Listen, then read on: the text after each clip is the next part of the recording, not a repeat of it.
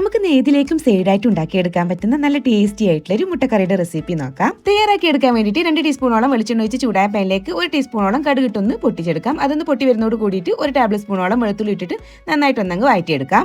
പിന്നെ അതിലേക്ക് ഒരു മീഡിയം സൈസിലുള്ള വലിയ ഉള്ളിയും 5 പച്ചമുളകും 2 തണ്ട് കറിവേപ്പിലയും ആവശ്യത്തിന് ഉപ്പും കൂടി ഇട്ടിട്ട് നന്നായിട്ട് എല്ലാം കൂടെ ഒന്ന് വഴറ്റിയെടുക്കാം. പിന്നെ അതിലേക്ക് അത്യാവശ്യം വലിപ്പമുള്ള ഒരു ഉരുളക്കിഴങ്ങ് ഇട്ടിട്ട് നന്നായിട്ടൊന്നങ്ങ് വഴറ്റിയെടുക്കാം. ഒരു 6 മിനിറ്റോളം അതിന്റെ പുറം ഭാഗമൊക്കെ ഒന്ന് കളർ ചേഞ്ച് ആയി വരുന്നവരെ. ഇനി ഇതിലേക്ക് ഒരു തേങ്ങാക്കൂട്ട് ഉണ്ടാക്കിയെടുക്കാൻ വേണ്ടി മിക്സിയുടെ ജാറിലേക്ക് 1.5 കപ്പോളം തേങ്ങ ഒന്ന് ചെരുവി എടുത്തിട്ടുള്ളതും 1 ടീസ്പൂണോളം വലിയ ജീരകം 3 ഏലക്കായും 5 കാഷ്യൂനട്ടും 1.5 കപ്പോളം വെള്ളം കൂടി ഒഴിച്ചു കൊടുക്കുക. എന്നിട്ട് നന്നായിട്ട് അരച്ചെടുക്കാം. ഇപ്പോൾ ഇതുപോലെ നന്നായിട്ട് ഫൈനായിട്ട് അരച്ചെടുത്തിട്ടുണ്ട്. ഇതൊരു സൈഡിലോട്ട് മാറ്റി വെക്കാം. പിന്നെ നമുക്ക് ഇതിലേക്ക് വേണ്ടത് 5 പുഴുങ്ങി എടുത്തിട്ടുള്ള കോഴിമുട്ടയാണ്. ഉരുളക്കിഴങ്ങൊക്കെ നന്നായി ഒന്ന് വഴന്ന് വന്നാൽ പിന്നെ 1/2 ടീസ്പൂണോളം കാശ്മീരി ചില്ലി പൗഡറും 1/2 ടീസ്പൂണോളം തന്നെ മല്ലിപ്പൊടിയും 1/4 ടീസ്പൂണോളം മഞ്ഞൾപ്പൊടിയും 1/4 ടീസ്പൂണോളം കുരുമുളക് പൊടിയും കൂടി ഇട്ടിട്ട് നന്നായിട്ട് ഒന്ന് കൂടെ നിങ്ങൾ വഴറ്റിയെടുക്കാം. അത് വഴറ്റിയെടുത്ത 1 കപ്പോളം വെള്ളം ഒഴിച്ചു കൊടുക്കുക. അതിന്റെ കൂടെ നമ്മൾ പുഴുങ്ങി എടുത്തിട്ടുള്ള കോഴിമുട്ട ഒന്ന് വരഞ്ഞു കൊടുത്തിട്ട് അതിലേക്ക് ഇട്ട് കൊടുക്കുക. എന്നിട്ട് ഒരു അടിച്ച് വെച്ചിട്ട് ഒരു 5 മിനിറ്റോളം ഒന്ന് കുക്ക് ചെയ്തെടുക്കാം. 5 മിനിറ്റ് കഴിഞ്ഞാൽ നന്നായിട്ട് ഒന്ന് മിക്സ് ചെയ്ത് കൊടുക്കുക. ഉരുളക്കിഴങ്ങ് വേവായിട്ട് വന്നിട്ടുണ്ടെന്നുണ്ടെങ്കിൽ നേരത്തെ അരച്ച് വെച്ചിട്ടുള്ള അരിപ്പ് അതിലേക്ക് അങ്ങ് ഒഴിച്ചു കൊടുക്കുക. മിക്സിയുടെ ജാറിലേക്ക് 1 കപ്പോളം കൂടി വെള്ളം ഒഴിച്ച് അതും കൂടി കലക്കിയിട്ട് അങ്ങ് ഒഴിച്ചു കൊടുത്താൽ മതി. വല്ലാണ്ടെങ്കിൽ ലൂസാക്കിയേണ്ട കുറഞ്ഞൊരു കട്ടിയിലാണ് നമുക്ക് ഈ ഒരു കറി വേണ്ടത്.